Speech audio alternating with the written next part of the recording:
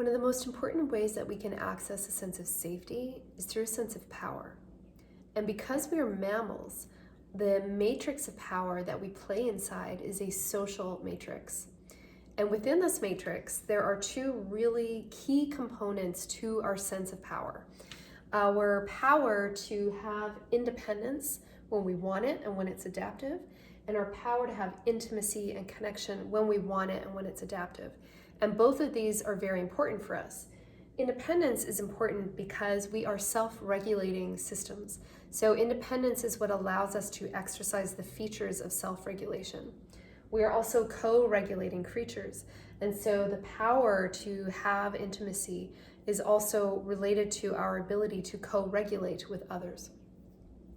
So one of the biggest challenges we have is that when we are little, we have very little power. That's the moment of our life where we have the least amount of power over our ability to have intimacy when we want it and have independence when we want it. So what's tricky with this is when our caregivers are not able to attune to these different needs, and there are many different reasons for that, it can make it so that either of these two become too imposed on us. So in terms of intimacy, if intimacy is imposed on us, what I mean by that is a caregiver may be needing a lot from us, potentially emotionally or for other reasons.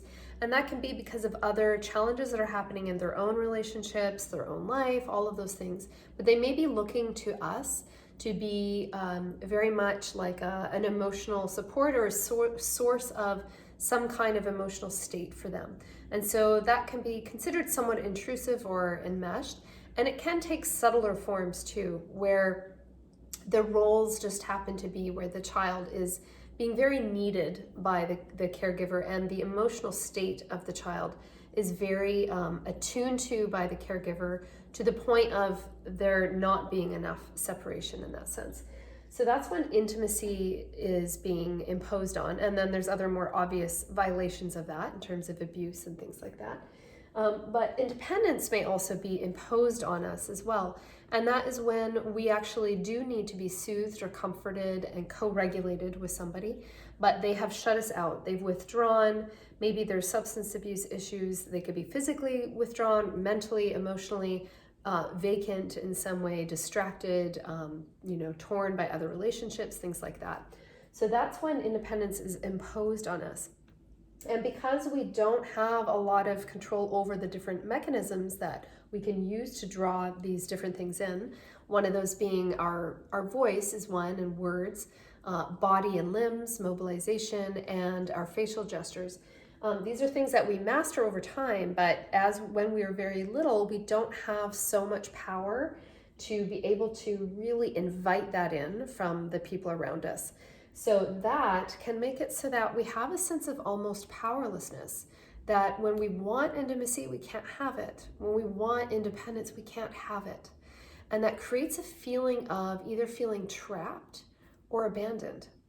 And those are the patterns that often come up for us in adult relationships. If we dealt with those feelings a lot when we were little, they often are so distressing to our nervous system, because remember, when we are little, what is occurring in our first environments with our caregivers is, in a sense, life-threatening, because we don't have a lot of other options for how we are going to navigate the world independently.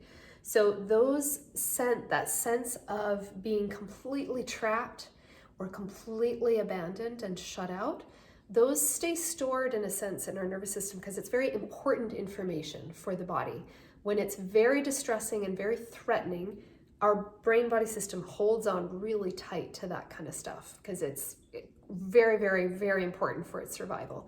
And because of that, and because we're not necessarily updating and doing all that, we tend to then repeat many of the same kind of mechanisms that create those feelings within us as we get older, because the algorithms in our brain are just looking out for them, and that actually can narrow our focus and get us to focus on, in a sense, the wrong things, or attract different people, or create those same dynamics in our relationships over and over again. And so just a couple things to think about when we're dealing in this realm of feeling like we're not able to get the intimacy we want, or not getting the independence we want, or again, that feeling trapped or abandoned, is to ask ourselves, when have I felt this before? And this can just be a helpful question because it starts to get some circuits to activate that make it less very, very, very centered on right now, and get it to start doing some pattern recognition. And that can help us just get in touch with the fact that potentially that real big, heavy feeling of trapped or abandoned might actually be more related to something from our past than right now. And the reason why that is true is that because we do have more mature circuits right now, mature mechanisms, a mature ability to actually, we can leave when we want to leave, we can show up when we want to show up, we can use communication in more mature ways. Because of that, we actually do have more power now than we ever did before. And it only increases with the more maturity and perspectives we have.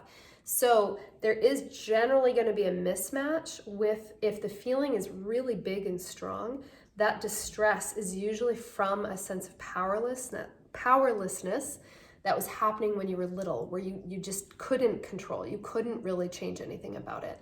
And that's really, really distressing for the nervous system. So if it's really overwhelming kind of feeling, then there probably is a little bit of a mismatch, because if you're not in an actual life-threatening situation right now, then it is a mismatch. So to ask that question, when have I felt that before, helps you recognize some of those patterns.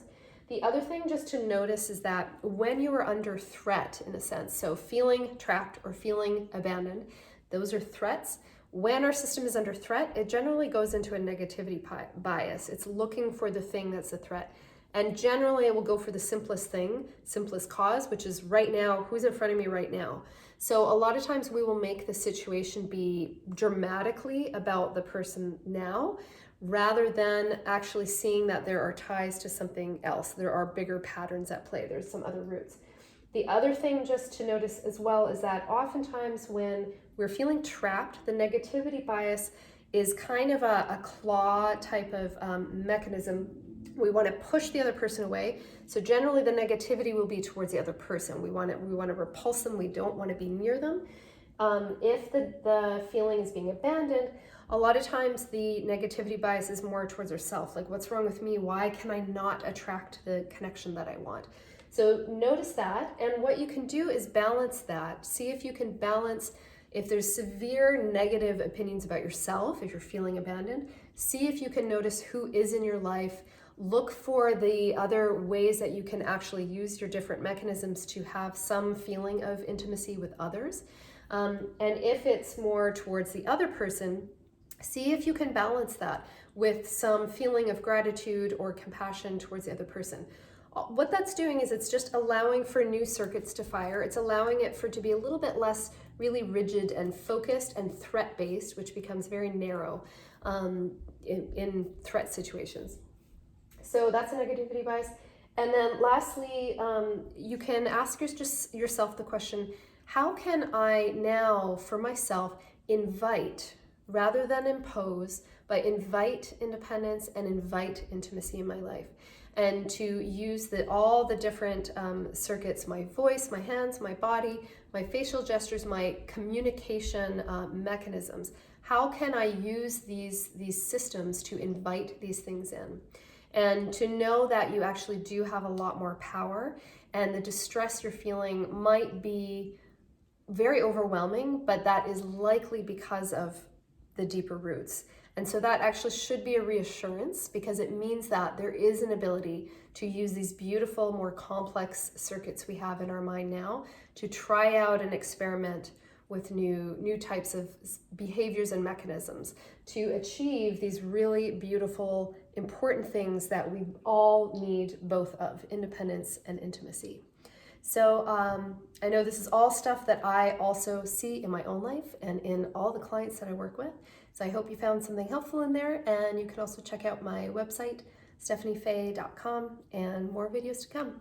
Thank you.